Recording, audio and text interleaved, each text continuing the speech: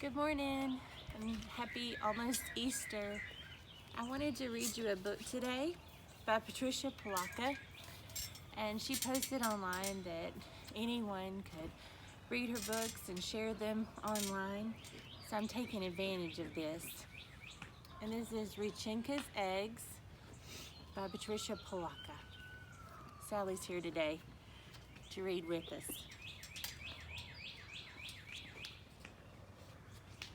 It's also illustrated by Patricia, Polacco. Babushka lived alone in a dacha, a little house in the country, but she was known far and wide for the fine eggs that she lovingly painted. Her eggs were so beautiful that she always won first prize at the Easter festival in Moscow.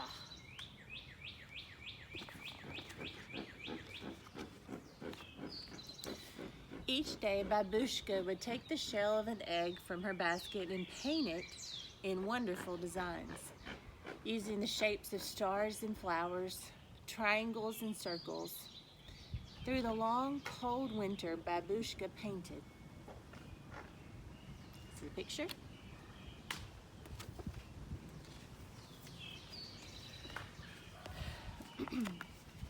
Then one day, after a snowstorm, Babushka went outside. She could still hear the faint sound of falling snow. It was a sound like soft rain. Herds of caribou came to feed at Babushka's because the grasses they usually ate were covered with snow. A miracle, she whispered as she fed some. These wild things have found their way to me. See the picture? Good. Oh, Sally likes it. She licked it.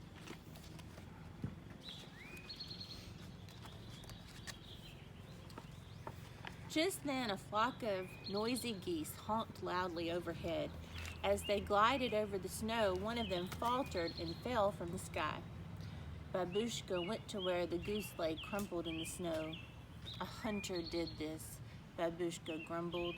She carefully picked up the goose and took it back to her little house.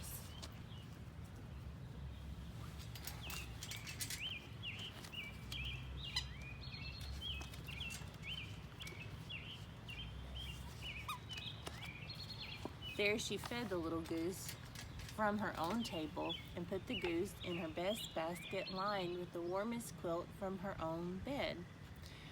I shall name you a good name, one that we both can like, my little friend? She said as she patted the goose's head.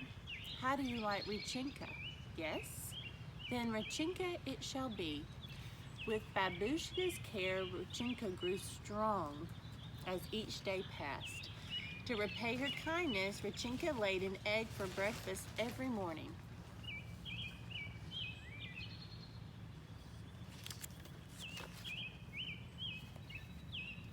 As Rechenka got better, she waddled around the little house exploring every nook, cupboard, and corner. One day, she jumped on top of Babushka's work table, overturning the jars of bright-colored paint that she used to color the eggs. Nicked! Babushka screamed as she chased the goose with a broom. No! The frightened goose flapped her wings to get away and knocked over the basket of eggs that Babushka had so lovingly painted. The eggs crashed onto the floor and shattered into millions of pieces. They were both very sad. There was no reason for Babushka to go to the festival.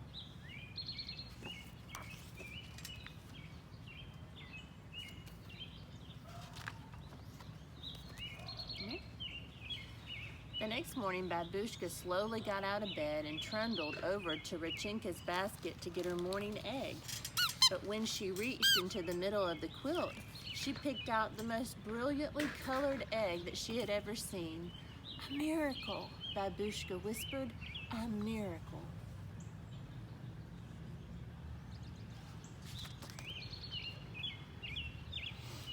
She made small holes at both ends of the egg and blew the yolk and white into a dish to cook and eat later for breakfast.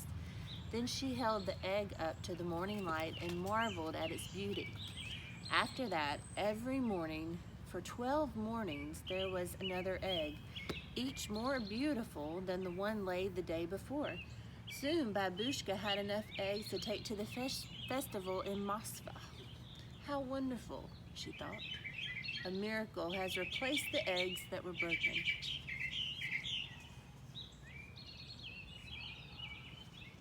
See? Spring is here, my little friend, Babushka said to Rechenka the morning of the festival.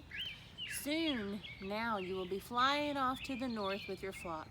She bustled to the hearth fire and brewed some of her most favorite tea. The two shared a saucer of tea with kulich, a sweet Easter bread. She covered each piece with pashka, a spread of cheese, butter, and raisins. They savored each bit together. One for you, one for me. Babushka chanted, da, da. My little friend, I shall sorely miss you, but you are a wild thing, and a miracle sent you to me. It would not be right to ask you to stay here with me forever. When Babushka left her little house, she took one last look at Rechenka sitting on the doorstep. She waved, then took determined steps for Moskva with the basket of her precious eggs.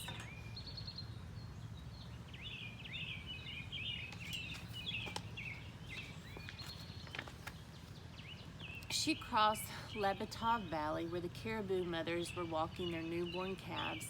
A miracle, she thought. New little lives, a miracle. She crossed the bridge over the Moskva River, and soon she could see the onion domes of old Moskva.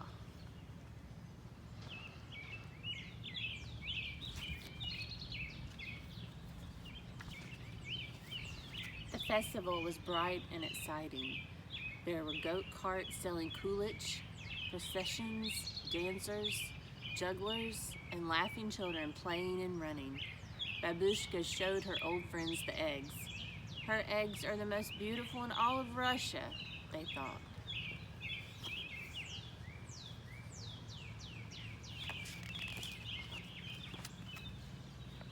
Look at them, the elders said. They almost glow, as if the paint is part of the shell itself.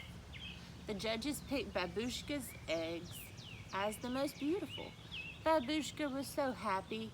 She beamed as she looked at the first prize, a feather bed quilt.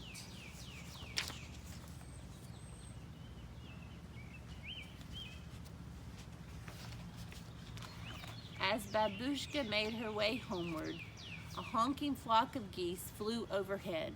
Babushka gave them a long, lingering look. She wondered if Rechenka was one of them.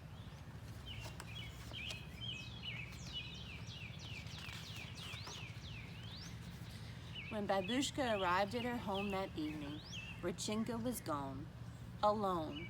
She put the new quilt on her bed. She brewed a cup of tea, ate the last of the kulich and paska, got into bed with her favorite book of poems, and drifted off to sleep. She hadn't noticed Rechenka's basket.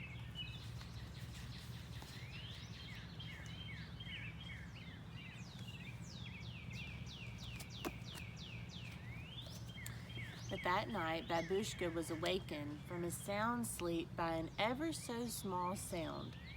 It was coming from Rechenka's basket. She hobbled closer and saw a glorious egg. But this one was different from all the others. It quivered and moved. It made tiny muffled sounds. The egg jumped, bumped, rolled, and pitched in the basket.